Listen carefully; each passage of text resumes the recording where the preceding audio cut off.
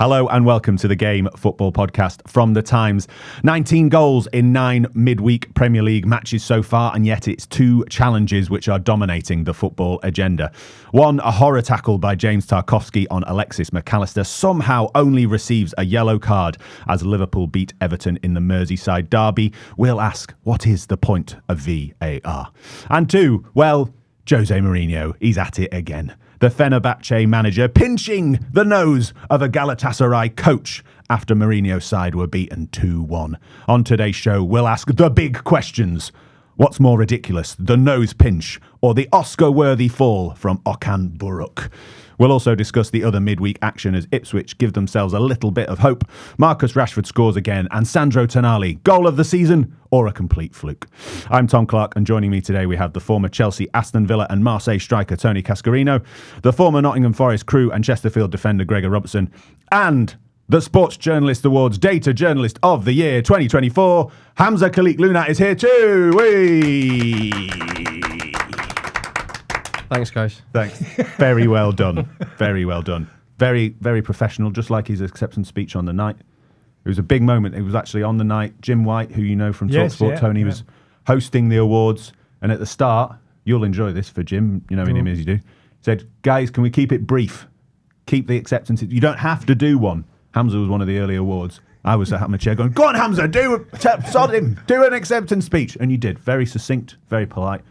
Thanked all the right people, including your family, which I thought was a lovely touch. And you? Yeah. No, you didn't thank me. I said the team and colleagues. Have you ever given any data on speeches? I haven't, but you can check. Actually, no, I did at uni. I did have a look at State of the Union addresses. Why'd you ask? Well, because you do data on everything. I'm thinking, well, if he's going to get a speech, surely you should have some data on a speech. I can say this. We can check expected length. I can say this, Tony, from the awards. As the night progressed, the speeches got longer. Right. Almost like some people had a couple of glasses of wine. But it was a lovely evening, and congratulations to Hamza and the rest of the team who won awards. Tony, a lovely shirt, by the way. Really nice. Well, summer's on a little Thursday lilac number. this year. Little lilac number. Well, summer is around the corner, but Gregor still got a little cold. Oh, thanks. Same joke, Tom. Still croaky? I'm just checking. The listeners like to know. There you go, straight in. That was good timing, yeah. Trying to wrap the big un, and he I'm okay. sniffles I'm all okay. over. Let's talk about football. Let's talk about. Well, no, we can't talk about football. We have to talk about tackles and challenges. That's football. That's football. Well, would we say James Tarkowski? Is that football or was it assault? That was a pretty stinker of a tackle, wasn't it? Just checking. There's no one around this table that thinks yellow, a bad yellow. No, Anyone? No. The answer was really obvious when you go to one of the hardest players that ever played football, Duncan Ferguson, and there's all the build up to it, and he just went absolute definite red card. Yeah. There isn't even a debate from that moment, is there? You know you're in big trouble when Big Dunk. He's not going to defend old school football and that in my day in the 90s you could make that tackle. Not at all. It was straight out, and that was a ridiculous decision. Yeah. It was quite naughty. It's the force, right? It's the force. I I think you can still, defenders can still be quite cute. They can still, if the ball's there to be won, you can follow through and get a little bit of the man. That's been a part of defender's sort of remit for a long, long time. And Duncan Ferguson said, you might have got away with that in my day. He probably would have. Yeah. But you cannot go in with that level of force now because it is endangering the opponent. And Tony and I were saying before, I thought after seeing it, McAllister could be really hurt here. Yeah. Not just because the way he was writhing on the floor, just his knee sort of went back, back kind of sideways the wrong way. I think he could have done his knee. So he was quite lucky. It makes you wince, doesn't it? I was watching it again this morning and I genuinely did it was like I was in a panto. It was like, ooh, ow, oh gosh, that's you didn't have to slow it down because when you slow things down, they're edited, you can go, that is a terrible challenge. But even in normal action, I just was obviously watching it at home last night and I was, wow, that's a red. And I haven't seen a replay, but I know it's a red straight away. Yeah.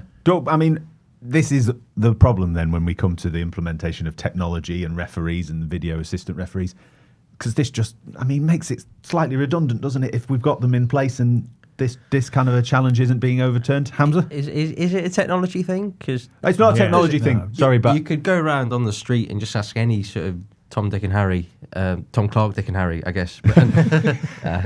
Very good. All the gags this morning. Right. I love it. And everyone's going to say, clear red card, obviously, too much force, dangerous, he's trying to do him, blah, blah, blah.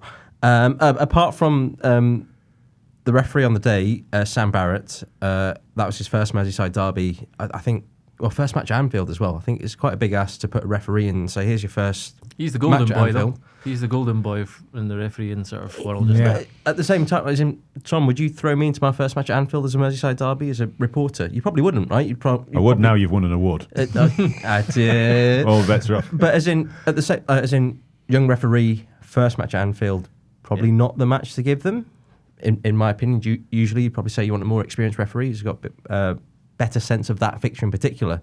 And then Paul Tierney, as a VAR, also looked at that and said no.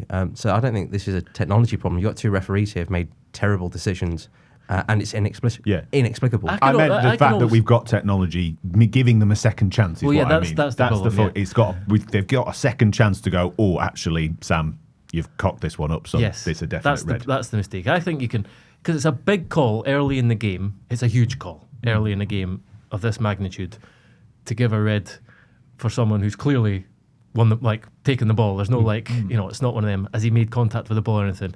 He swept through the ball, and it's the extent of the force and how reckless it was. So it would have been a big call to do early in the game. The problem is, so I kind of can almost I can forgive that of the referee.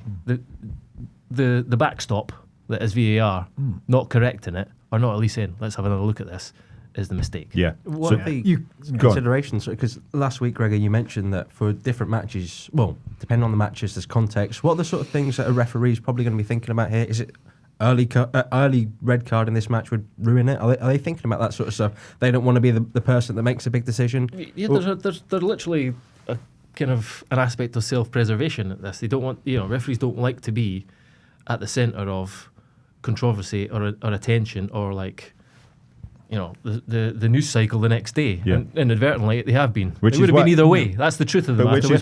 We need to be, look, you don't have to think of anything but the obvious there. That was such a challenge to me that you don't have to think of, is it early in the game? Is it, the Merseyside derby? You don't have to think of anything. The tackle is so poorly timed. Well, we have to remember winning the ball, but like you said, it's the follow-through. The follow-through is so obviously dangerous. I agree, but we have to remember how much everyone loved the first Merseyside derby because of its blood and thunder and the way that the referee let things go and let challenges go, and it was like a bit of a throwback. And that's what a lot of us are often crying out for. So I'm not saying you can understand it, but you can see that there's a reluctance to step in unless they really, really have to. You're talking about on pitch, right? You're not saying, because you're presumably then saying the VAR has let Sam Barrett down by not going, Sam, I think so. I know you're trying to let it flow. You've had a stinker here. Yes. Just go and have a look at this. Yes, that's the mistake for me. As I say, there is no point in VAR if the backstop is not used for situations like that. Yeah, I played in a Celtic Rangers game and we lost 2 players sent off early on, and it was bonkers. And that's what derbies can be. And it's also the guy that got the equaliser in the draw. Yes. In the last game. Tarkowski, and the way the crowd reacted, and he got caught up. Tarkowski is that type of player. He is going to not leave. He's going to leave whatever he can on a player because he's always played like that. Quite a pointed stat. James Tarkowski now has the joint most yellow cards without ever being sent off in Premier League history. 63. There you go. Proud record, isn't it? Yes, I mean, smart. Should have converted one into a red by now, I'm sure. Just to update you, Paul Joyce has just written a story which is on the Times website now as we record, and I'm sure you can read an updated version as you're listening to this, that Everton captain James Tarkowski should have been red carded. The referee chiefs have acknowledged the PGMOL, the Professional Game Match Officials Limited, has accepted that the match officials made an error when not dismissing Tarkowski in the 11th minute. So there we go. There's already, as we record this on Thursday morning, an admission of how bad this error was. Gregor, we've got another topic from this game, which makes us a little bit angry. Well, it makes you angry. I'm going to see what the other guys think. And that's the goal itself. Because we were prepping for this, and it's keen listeners will have known this point from a former defender before, but I think it's worth making again. You have, as a former defender, a major problem with Liverpool's winner.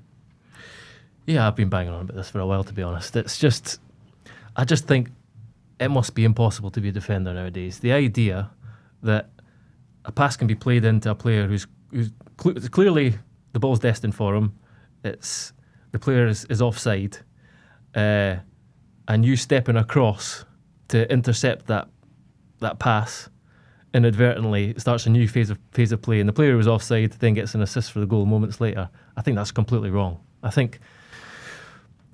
just think that it's impossible to expect a defender to calculate all these different things in a split second. About Tarkowski can never let that ball go. That's what we're expected. That's what he's expected to do if Diaz was to be given as offside. Yep. He has to let that ball go. He has to let it run into the penalty box, which goes against everything he's ever been taught as a defender. Also, he's not entirely sure that it can be offside because there are defenders on his line. Yeah, you don't quite know the exact line. You can think it, but to calculate all that in real time is impossible. So he has to try and intercept it, and in doing so, he's gifted Liverpool an opportunity to score, and the player who was just termed not interfering in play and not offside gets plays the ball to Jota to get interesting, isn't it? Dynamic, and you're right. Like a defender cannot let that ball go. Yeah. Years gone by, the forward would make an attempt to go and get every ball and every run. Now, Diaz clearly makes no attempt. He stands behind Tarkowski. He doesn't want to become active in any shape or form because now he knows, obviously, the rules. But then he's he's literally live in, second later? Yeah, it's pretty and quick. Yet you're seeing forward It's the same stop. phase, isn't it, really? Yeah. I know we break it down and go, it's a different because Tarkowski's intercepted and started. It's all the same part of the play. If you're watching it in a highlight, in a clip on social media, you could condense it all into a couple of seconds. But there's been other cases, hasn't there? Yeah, there has. But just to confirm, I completely understand and accept that by the letter of the law, the goal should stand.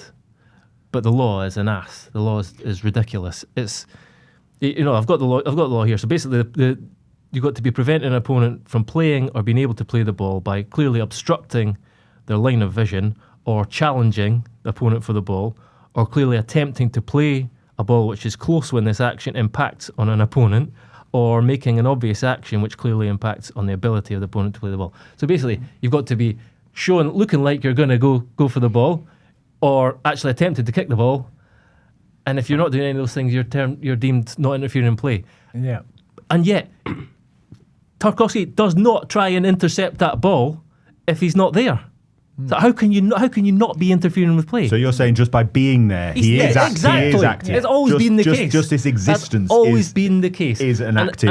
And also counter that with some offside goals now, like where you see, you have to get the lines involved. Say a ball's played through into space and a player's just over the halfway line and running onto it, and there's a passage of play, few passes, ball goes across. Scored, you think, great goal. They bring it all the way back because the guy was a toenail offside, 3 yards inside the opponent's half, and all that football still had to be played, and they chalk off the goal for that offside. Like, I kind of understand the principle. Like the laws are always being made now to try and facilitate more goals, to facilitate the attacking team to have a better chance of scoring more goals. But it's tilted so far in favour of attackers now that it's not fair. And the laws fundamentally are to make the game fair to play. There is an added layer of absurdity as well to the penultimate point which Gregor raised within the rules, that if Tarkowski had actually miscued his clearance and let's say it spilled backwards to Diaz, because he hasn't been in control of the ball and it was accidental, then Diaz would have been offside. So if you go into that situation and go, I could clear it properly, but if I mess it up and it goes to the player, then he's actually offside. It's a bizarre situation where, and I think that leads actually from too much complexity in the rules, because you see situations like these and play it differently, and someone may say, well, he didn't actually touch the ball, so we should try and allow and facilitate for the attackers to have an advantage. But every time you add a sort of conditional clause, then you have to say, but this, but that, and then you have all these little things that add up together, which make a very unclear rule book. So, for example, handballs is another thing now. You're thinking about the natural silhouette and whether they're too close or whatever. But if we're completely honest, the easiest way to interpret that law is to say, has it struck the arm in the box? And is that, for example, if we draw a line below the shirt sleeve line, then you go, okay, that's a handball. Now, you will have some absurd situations like you see in Europe where it just touches the hand, but at least it's consistent there, and you can say, okay, yeah, we've been hard done by, but we always see this given, instead of the inconsistency from match to match with very similar situations, which I think players and managers find quite frustrating. But yeah, it's a silly rule. I mean, I should ask, you probably might know the answer to some of this, Hamza, but the amount of law changes in the game and the confusion that we've seen in the last 5 years has just been enormous. With more regulation and compliance, we are creating bigger problems because you can debate nearly every situation in a game. Yeah.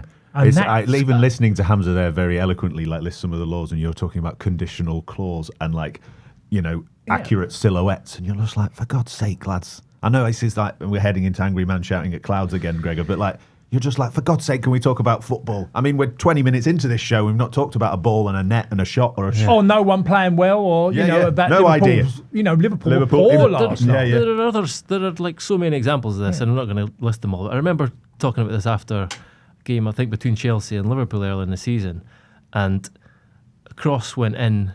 I think it was Reece James was at the back, kind of at the back post area, although it was right on the edge of the box, and Liverpool had 3 players offside as the cross went in, and when the ball is the wide player, I can't remember who it was playing about to play in the cross. No one knows where that cross is going, so you have to, as a defender, you have to take a line which is an attempt to play people offside.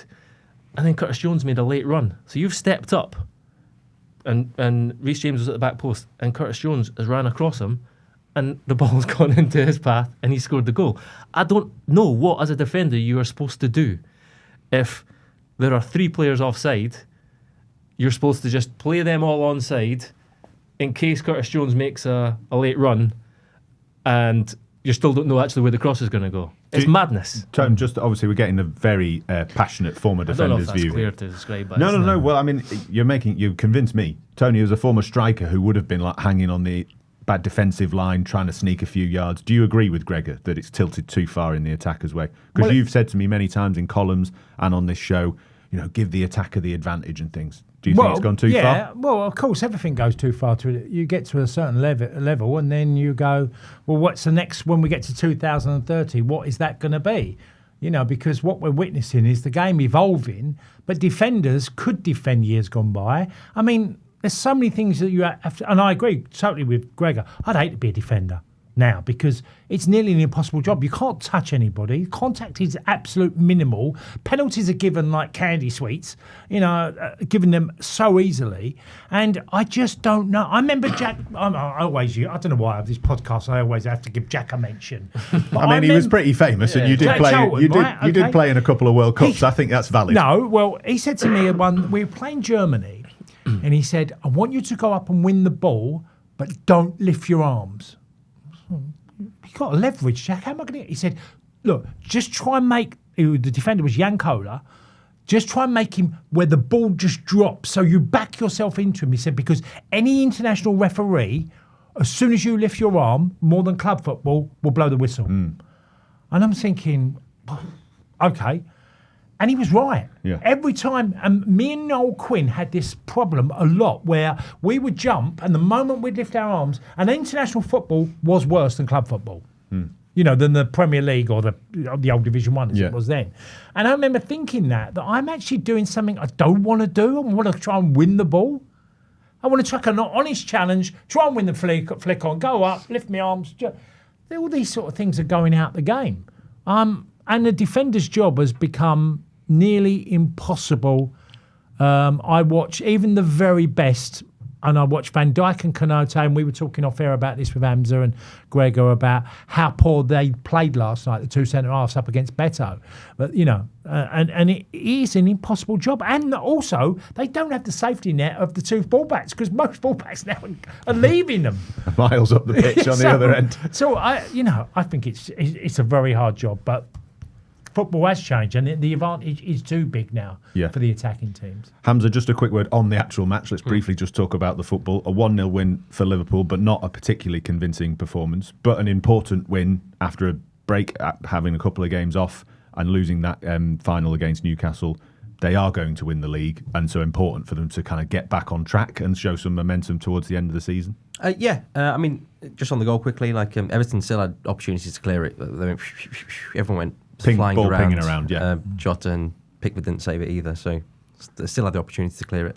I think what Everton do quite well is that they turn this into a game of duels again. They, just like in the previous match at Goodison Park, I think they dictated the way the match went, and that's a credit to David Moyes, the way he organised his team. There were some smart moves that they made. They played with the back four, but they used their midfielders to drop into the half spaces, so Liverpool didn't have much space for attack inside. Salah was largely isolated, and I think you could tell that they were missing Trent Alexander-Arnold's link with him in particular. Yeah. So in the first half, he was out wide, and when the pass to him, it was very slow. There weren't great angles on the passes, and then in the second half, he came in field. But when you come in field, there's lots of players there, it's congested. You're not having the advantages one-on-ones out wide. So there's a little sort of thing there to think about as we... Well, I think Conor Bradley might play on the weekend, so it's something to keep an eye on at least. But yeah, for Liverpool generally, 3 points, they're probably going to win. They're very, very likely to win the league. I'm covering myself, right? He's the data guy. You've got to factor it up until it's certain. Just all of us here on this, we all obviously watched the game last night. It was weird watching Salah's season just peter out. Because he's way off where he was a month ago, and he's had an amazing season. If you go back before, what's happened against PSG and Newcastle, that his season just looked like it's petered out, and he had that sort of the end of last season where his future was in doubt. Hamza, what do you make to that point? Because it's something that you've discussed on the show, and it's one of the articles that you've written this season about this idea that, potentially, and maybe he'll get a new deal, and maybe that'll be brilliant, but potentially Liverpool were hanging on just to see how Mo Salah progressed as a player in his 30s. What do you think about that idea? That is he just tailing off this season, potentially? He's had a brilliant 2/3 of the season type thing. I think the last month, the one key factor I'd consider was that he was fasting during matches as well. Yes, that's true. So I think that does have... I think Gregor mentioned that previously.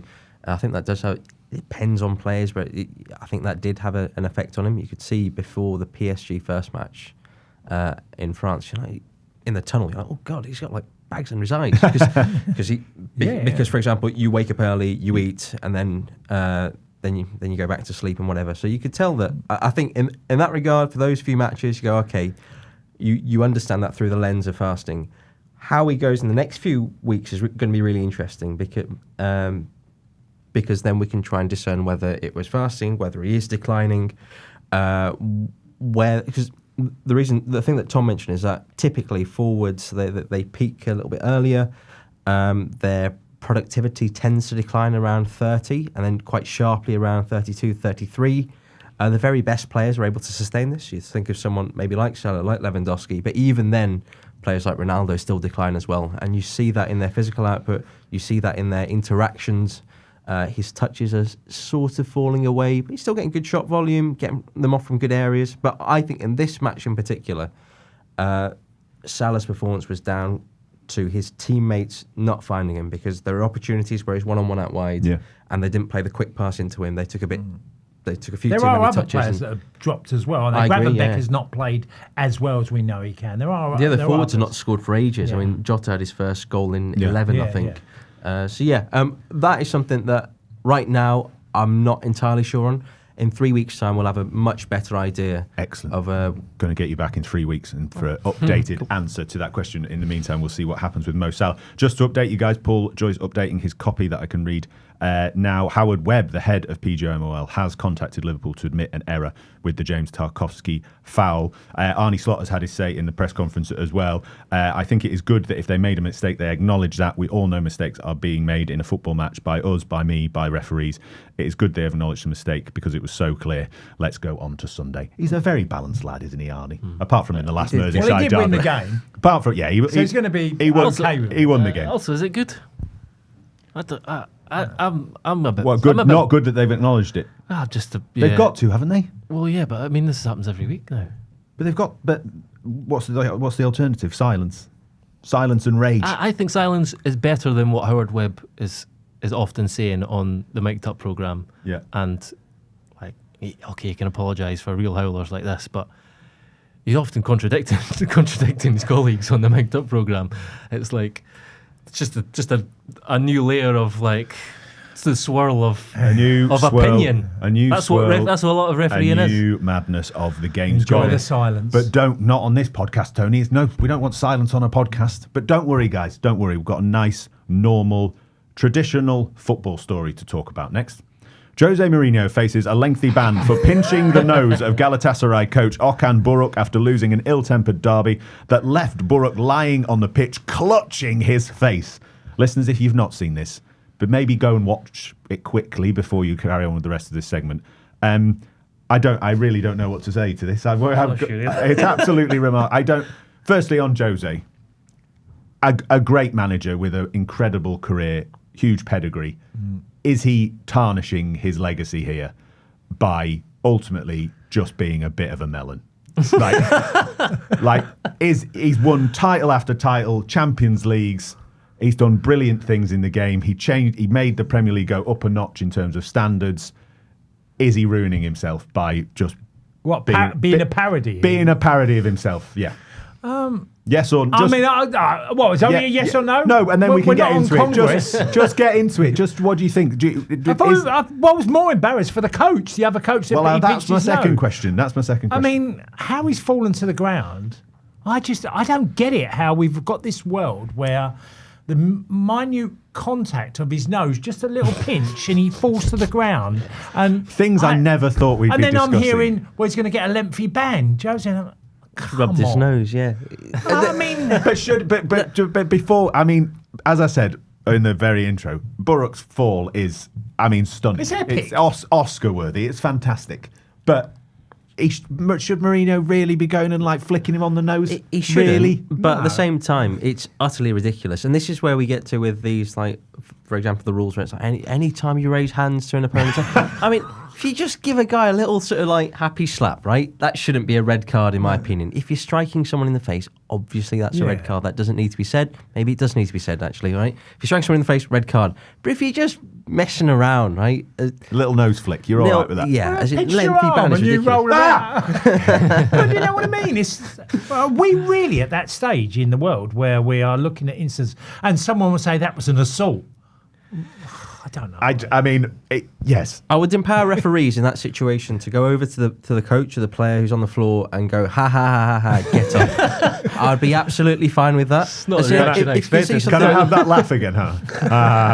We can clip it. But I think, but Mourinho's an idiot, isn't he? He's also an idiot. He wants the attention. I think it's a bit sad.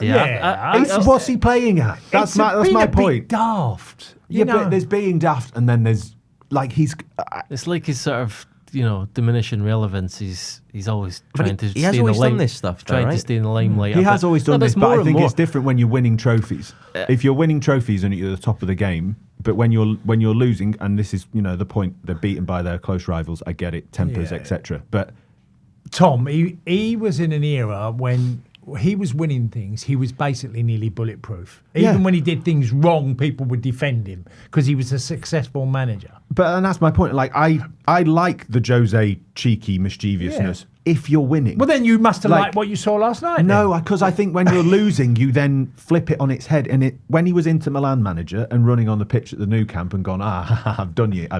Yeah, great, because you've won. You're allowed. You give yourself the space and the permission to have a go, and you go, and as an opposition person, you go, oh God, I hate that guy. Yeah. But he's won. This time you've lost to your rivals.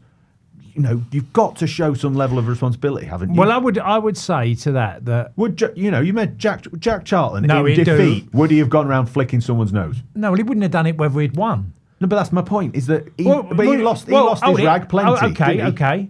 Jack Charlton beats Man United with Leeds 2-0. Okay. In the semi-final of the Cup, goes into the Manchester United dressing room, sits next to his brother Bobby and says to Bobby, guess what? And they've just lost to Man United, just lost to Leeds. And Jack says to him, guess what? And Bobby, what, Jack? He said, I've been called up for the England squad. And Bobby replies to him, it's probably not the right time, Jack. He's in. Now, they're the daft things that Jack Charlton would but that's do. Fine, because they've won. And also, it's his brother. It's his brother. That's fine. What would you say? Okay, what would you say if Jose reacted to nothing every time that you'd say, But that's not what I'm saying. That's not what I'm saying. That's not what I'm saying. And like the thing with the Tottenham, the thing that's now become a meme of where he sat down on the bench and then he sits down on the bench and then his assistant went, "Oh, have you seen that foul?" And then he jumps up and runs. Like that's fine. That's funny right in the game. But I think he's sort of raging against the dying of his own light. Exactly. Yes. And he's not. Greg is right. It's sad, but this is quintessentially him. And in trying to tap into his old sort of success, he's doing that radical stuff more and more. But what's that the was end, never what's, the stuff. What's the end point? Exactly. That was never the stuff that actually made him good. It's not radical. What he did last night is not radical. It's a bit stupidly radical, like radically stupid. I mean, it's not common, Tone. Like, remember he poked a guy in the eye once. That's still very memorable. Poking the eye is slightly different from when you saw it. This is the most bonkers first half of a show I think we've done all season. We barely talked about football. Right, when we were looking earlier, we all sort of. You laughed at the guy. You laughed at the guy. You laughed at the guy. Of course you do. Of course you laugh at Okan Buruk. It is a ridiculous fall to the floor. It's the most farcical thing ever. I'm just talking about a manager who was once great and, was once the rival to Pep Guardiola. Yeah. And the two of them... The Phoenix will be back. When they finish their careers, if they keep going like this, Guardiola will be the guy who changed football on the pitch and Jose will be the clown off it. Those two things are enshrined already. But I think Jose is ensuring that for the modern fan, he becomes more of a clown off it, rather than the guy that went toe-to-toe with Guardiola for a while and was unbelievable in terms of elevating the Premier League. I think actually Jose exists in most fans' mind in two parts. Jose the good manager and then Jose post-peak. And post-peak is just a parody, a sad thing, which is funny to watch. And you go, oh, he's far away, he's in Turkey. Oh, exotic things happen over there, Orientalism. They pinch each other's noses all the time. I would say one thing that we had a conversation about 10 minutes ago, that how football had changed defensively, and that was always his major strength. And the attacking football, I think, has hurt Jose, like other managers who would pride themselves in the way they set up teams and made it difficult. Like he did with Inter Milan, when 10 men and go Barcelona, they can dig in deep. But because of the game and how it's changed, and penalties are given so easily, and free kicks, and I think he's suffered with that. I'm defending him to a degree because the game has changed from the Jose that first come to the Premier League. Yeah, but it's left him behind though. It's you could say he hasn't evolved. Yeah, he hasn't adapted. The point, because positional football in particular is where he isn't as advanced. So he would have great defensive organisation, right? But in possession, he largely let his good players just do what they needed to do. But as you have seen over the past decade and a half, more and more teams are systematising how they play. They have more complex ideas of in-possession structures, and Jose just never has quite had that.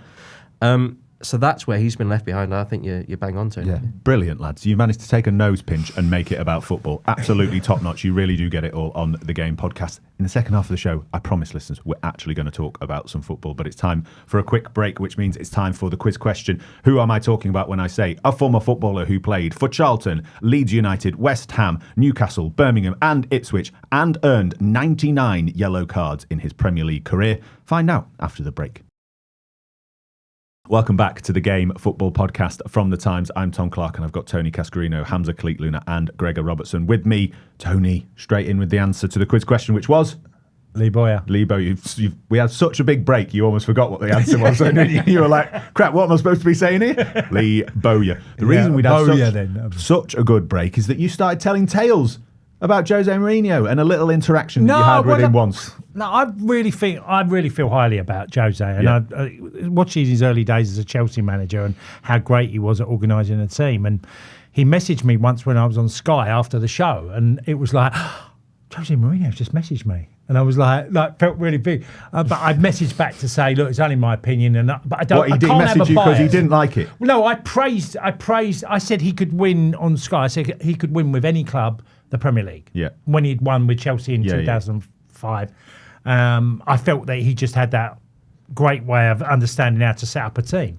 What did his text say? No, it just said, "Hi Tony, thank you for your love you, XOXO." It's Jose here, blah blah blah, and I just replied, look, it's just my opinion. Yeah. I don't want to have any bias because I'm working for the paper at the time. And, so careful. But do you want another one, a better one? I do want the other one, the one that you told in the break. This is when he killed me. I go to Chelsea's training ground. They had an ex-players day. Yep. So they invited myself, Kerry Dixon, Dennis Wise, Andy Townsend, and a few others were there. And we were invited to watch training, then go and have a bit of lunch. And I sat down at lunch and we're at a table like this. There's probably about 7 or 8 of us, all the lads, and we're all having a bit of fun. We're watching Abramovich and all the team have their lunch, and Jose comes over to our table and sit there and he starts, hello, everybody, introduced. And he went, I watched you. I watched you against Monaco.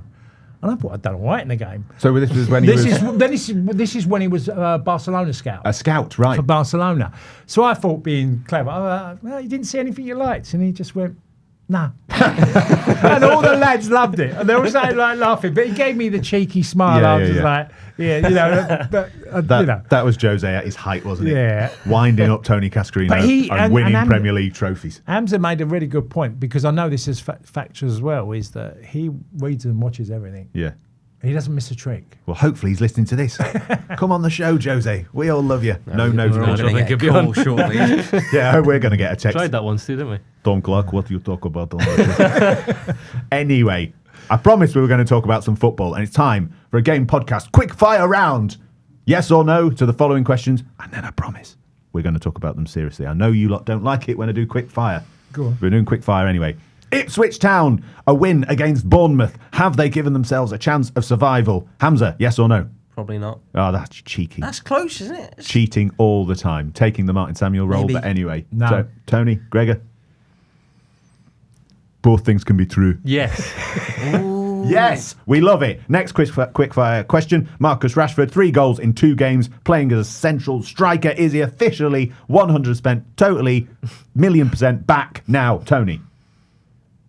Is he back? Is he top? I only get yes on that. We're going to come to it in a minute. Well, there's a lot more to it than that. Yeah. We're going to do it in a minute. Okay. Yes. Hamza? Yeah. That's a good one. No.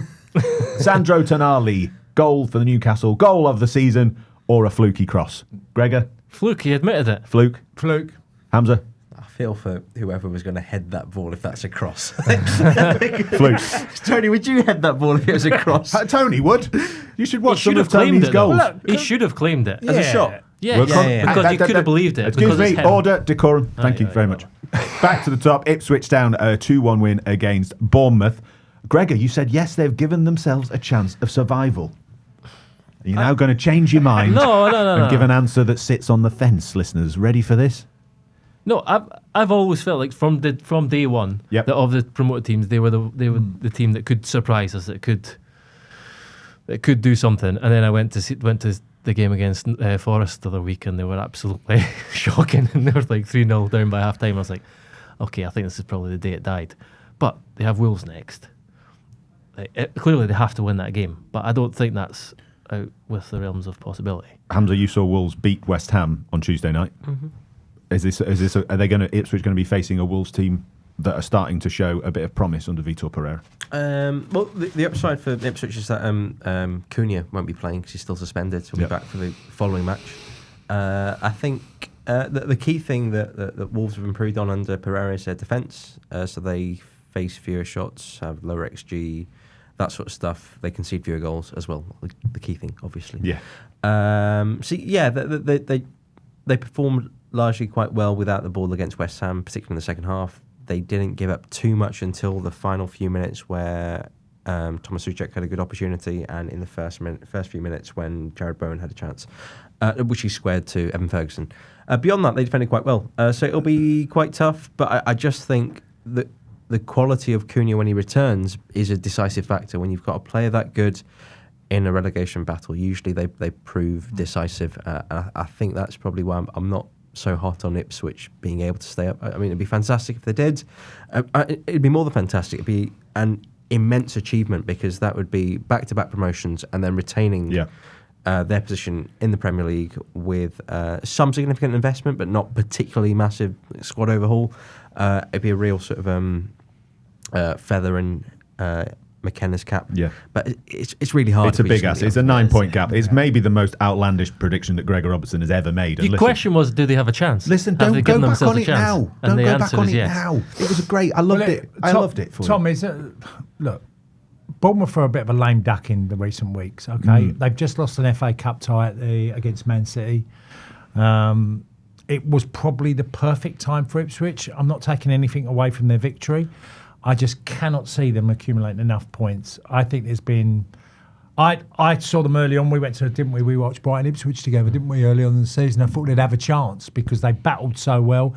They looked like they conceded a lot more goals in the second part of the season than they did in certainly the early games of the season. So I don't see it at all. Yeah. In another league, as in when I say that, I mean in previous years gone by, they would definitely have had a fighting chance because they are a good team.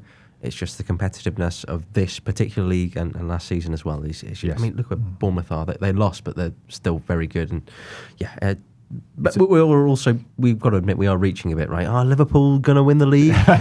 Are these three teams considerably worse? Southampton are going to get 11 points. Hamza, I was telling you and Alison and Tony that Liverpool were going to win the league in bloody October. We didn't know that then, though, I did. I told you.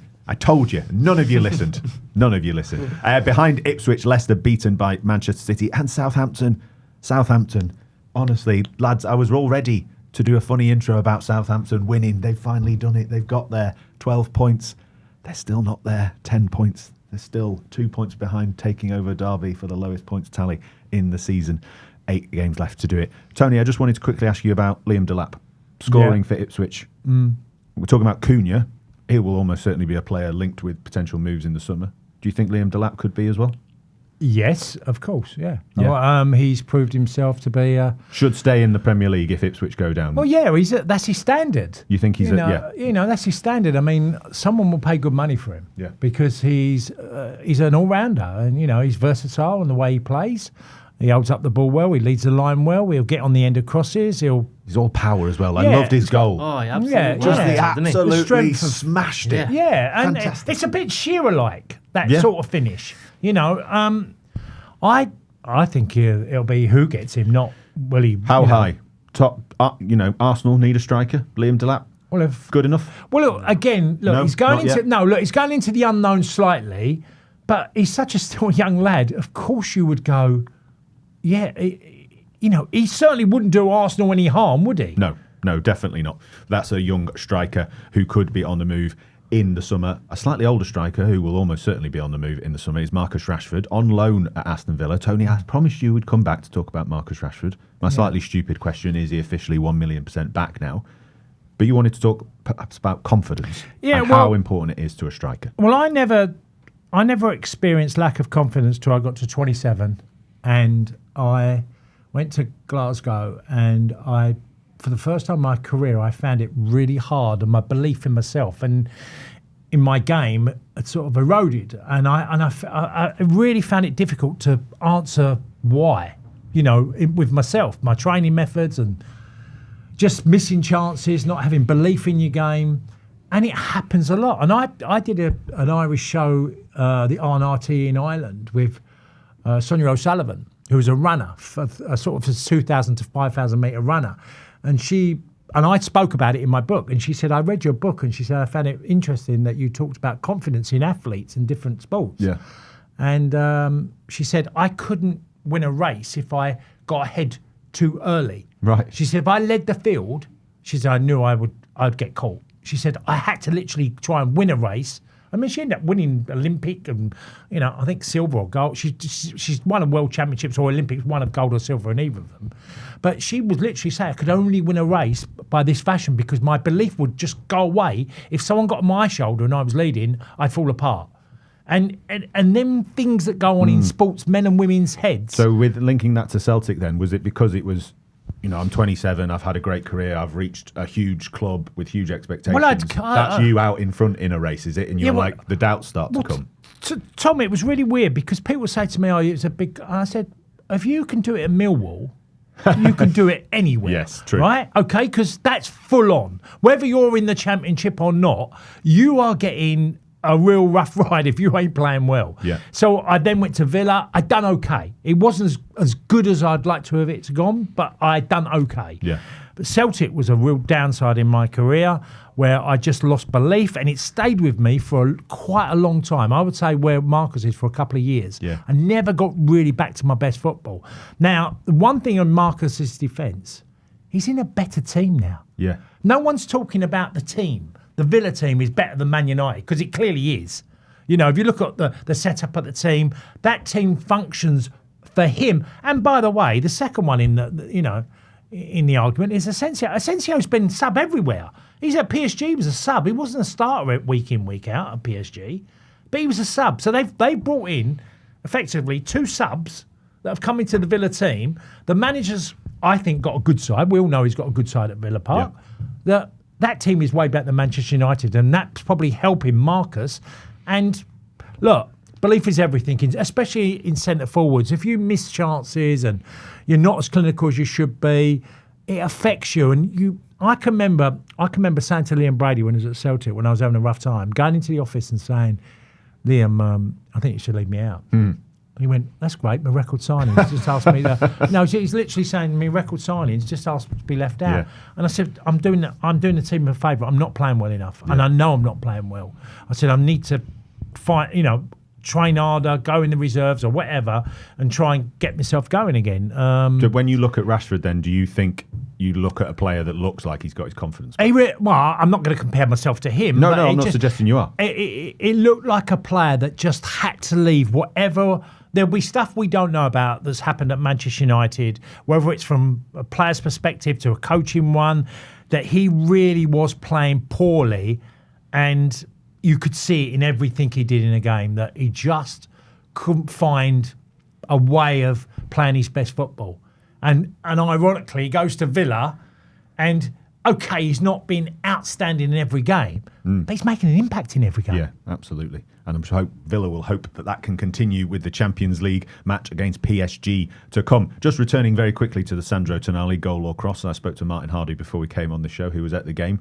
And I said, what do you think? I want to give your view on the podcast. He said 70% likely he didn't. This is Tonali. I thought he did initially. Howe said he does it in training. No way anyone was heading it in. So there you go. I mean, clear as mud, I would say, as to whether it's a... He should have claimed it. A cross or a shot. Absolutely should have claimed it. Can I one question? And it was goal of the season. How can you give goal of the season when a goalkeeper's clearly made a mistake? Yes. Well, and also, it clearly wasn't a shot, was it? No. No one's having that as a shot. And as you say, Gregor, he's admitted it. I don't know why fair anyone... point. Sometimes I guess a goalkeeper can make a mistake in a really good goal. I'm going to ask you to think of one, and no one can think of one. Yeah, Neil Sullivan, too far off his line. I think it can do, but as in, I don't think it is the goal of the season anyway. No, we can save that debate for towards the end of the season, because I've got another big debate for you to finish the show. Actually, 2 big debates. First one, Tuesday night. This is the debates that we have on the editorial floor. Tuesday night, Manchester United beaten again by Nottingham Forest. 3rd place Nottingham Forest, who are having a great season. Arsenal, a comfortable win for them at home against Fulham with a goal from Bukayo Saka. Saka is back. We all love Saka. Saka's back. They've got Real Madrid to come. Which, gentlemen, is the bigger story? Manchester United defeat or an Arsenal win with Saka's return? Anyone? So a meaningless win for Arsenal against the 3rd team beating a mid-table. This is a good question, isn't it? I'm asking... Forest taking another step towards Champions League football. Yeah, that's the story. That's the story. But Saka has the Real Madrid factor. Arsenal injuries as well. Gabriel, we don't know, Saka Tom, back. It's a big ask to go straight in against Real Madrid and expect him to be up to speed. He'll be playing centre-back at this rate with Arsenal, the way Arsenal are going. I just think... So you'd say Forest beating Man United, bigger story. Yeah. Hamza, you're going Saka. Yeah. Tony? I'm with Gregor. Forest winning was a bigger story. That's 2-1. Forest, take it away, Gregor.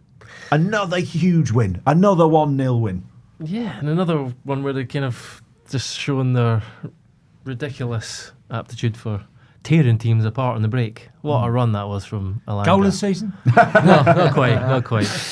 I love the way he shrugged off Garnacho, though, as part of it. You know what I mean? He's not just running at pace, but when he cut inside, Garnacho looked like he was going to slide and he just sort of get off. Yeah. Threw him to the floor.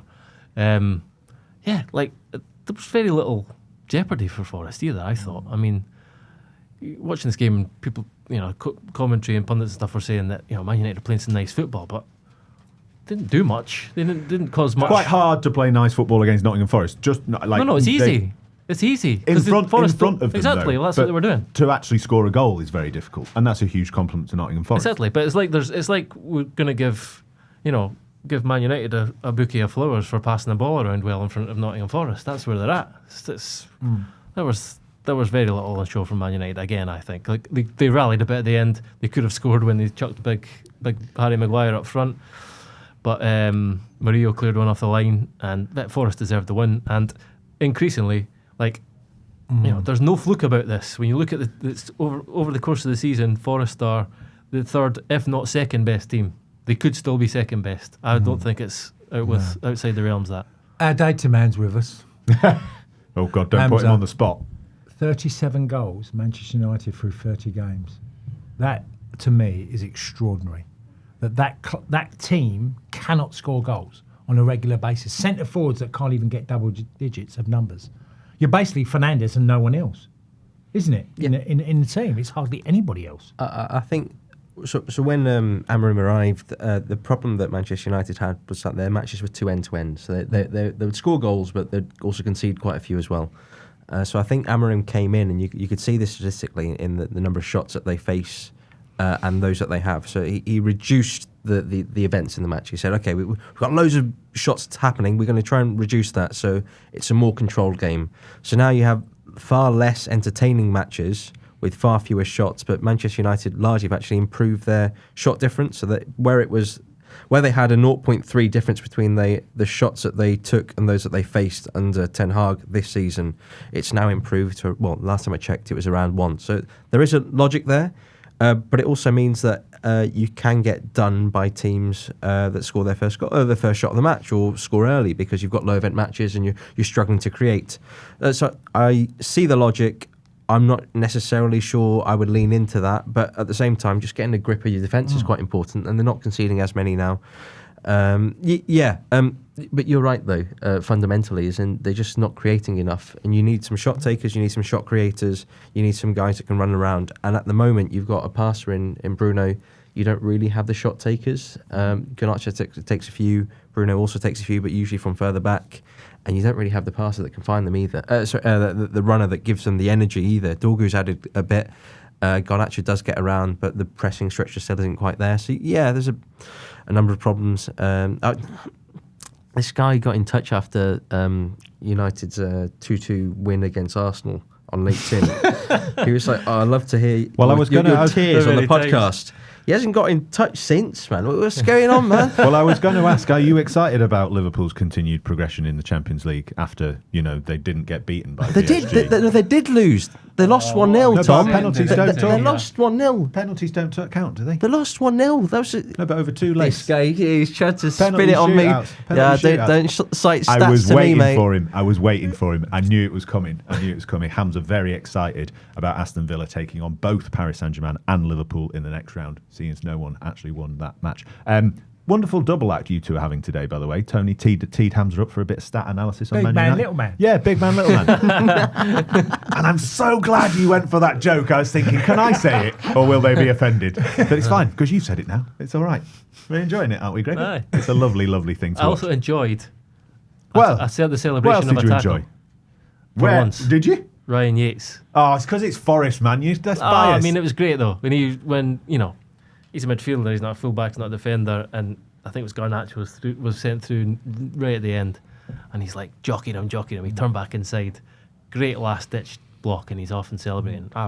That was one I was happy to see. Very happy to see. So inconsistent. You're just like VAR officials. You're so inconsistent with your analysis, Greg. Well, on Elanga, when he leaves for 15 million, and I know in hindsight, and I listened to Amaron, I thought Amaron spoke a lot of sense about younger players, they have to have the infrastructure at the football club with the senior players, and I understand all of that. But there is something about that, I think he was 20 when he left, and maybe like look at players slightly differently when they're 20, because most players I know, and Greg will probably say the same thing, what you were at 20 and what you are at 22, 24, you'd like to think you're a better player. And, I mean, his pace is eye-catching. He's very direct and he just turns, when he puts his foot to the floor, he's gone. Yeah. And they lack that pace now. Yeah. So I think, and I know it's not Amoron's fault, but if the club think a bit deeper of going, well, maybe, and Chelsea done the same thing with Hudson-Odoi, who's gone to Forest, and then I know he didn't play against Man United, but letting players go that are 20 years old, and If going. we start getting into a category of players that Manchester United have let go, Tony, then we might be into... Or Chelsea. Or Chelsea. Chelsea. But no, it's sometimes think, well, what is 15 million to Manchester United? When you still might have an idea of going, well, there's more there. Yeah. But he has been playing. It's rough the smooth, right? As in, you do have to make those calls. Sometimes you get them right. Sometimes you get them wrong. I'm not hammering Man United for this. I'm just saying that sometimes in football, and the thing that stands out for me with Elanga is that his pace is so devastating. Mm-hmm. You can't buy that. That's really something that can make a huge difference. But I guess the question is, could Manchester United have found a system that got the best out of those qualities, first of all, and also given him the sort of love, arm around the shoulder, feeling that he needed to feel confident and supported, and he could flourish. Hamza, at 20 to 22, there's normally an improvement as you should improve. So if he was that at 20 and Forest have ended up going with 15 million, We've been doing this at United. Yeah. United's a vortex. We've covered this many, many times. The Bermuda Triangle of talent. It doesn't matter. Anthony Elanga would not be doing what he's doing. Grandpa Grandad is back. If he was at Man United. Grandpa Gregor. Because he's playing in a team that's set up to exploit space. Man United are a team who should be dominating most games. I don't think it's as straightforward as that. I can understand the sentiment, but there's also a broader context. Name any player from Man United who's flourished. Well, Silence descends on the podcast. You calling Grandpa Grandad? So I did. I was meant to call him Grandpa Gregor, and I stumbled over it. But thanks for picking me up on it. Fernandes. He's probably the one. Yeah, just about Arsenal fans, we promised to talk about the return of Bukayo Saka and your injury problems on Monday's show. But I just wanted to finish by returning to this Monday's show and the debate that we'd had around fullbacks, good and bad, cool or not cool. Gregor, we had some listeners get in touch. Billy, who emailed in to say he was disappointed not to hear a shout out for the David Moyes version 1 of Everton and the setup of Leighton Baines on the left, Seamus Coleman on the right. Alex on social media nominated both Laurent and Ben White as cool right backs. I think both pretty good shouts. Clearly an Arsenal fan, but I think Ben White does fall into that interesting category where maybe he's a centre back who then becomes a right back, which then makes him not cool, I'm afraid. And Kevin nominated Celtic's Danny McGrain. Yeah, I like that one. Cool. Yeah, that's a legend, that one. Because he was a real up and he was like a Cafu. He was a real up and down. There you go, Kevin. You Big won beard, the day. Solid. But I just wanted to give different eras of fullbacks, isn't there? I mean, in the 70s you had a lot of kickers, and you could be a sort of a fullback that just plodded along and didn't really get hurt that much. Hamza, you're cool. I'll give you my fullback. I'm going to come back to you in a minute. I'll let you finish. I've got two. I had one yesterday. I thought of another one. Yeah, go. So first of all, Gareth Bale. He's this guy who people say couldn't defend. They went to Real Madrid and he was really good there. And now people regard him really well. And the other one is Branislav Ivanovic. Usually, right, as in if you're playing football, someone stands the ball up to the back post. If you're a fullback, you always lose in that contest, right? Not Greg. Not Branislav Ivanovic. One of the only defenders that could defend that situation really well at the back post because he was built like a centre back, but also had the engine to go up and down. I thought it was a really cool player, and so, in some ways ahead of his time in the way that he played that position. A good shout. Tony, finish with you. I'm going to go Dennis Irwin, right or left back, could play them both. Love Stuart Pearce, watching Stuart Pearce as a fullback. Ashley Cole was great. But the one that I really, really, really liked was Antonio Valencia. When he went from Wigan to Man United and became a fullback, he was the first one that had an upper body like a boxer and just played the role brilliantly for United. He had, how was he there? 8-10 years? Quite a while, yeah. He was there and he'd done an amazing job for Manchester United. I always think he was totally underrated as well. Great shout. Loads of cool fullbacks to finish the show. Gregor Robertson, Hamza Khalid-Luna and Tony Cascarino, thank you very much for joining me. Thank you too for listening. We'll be back on Monday. We'll see you then.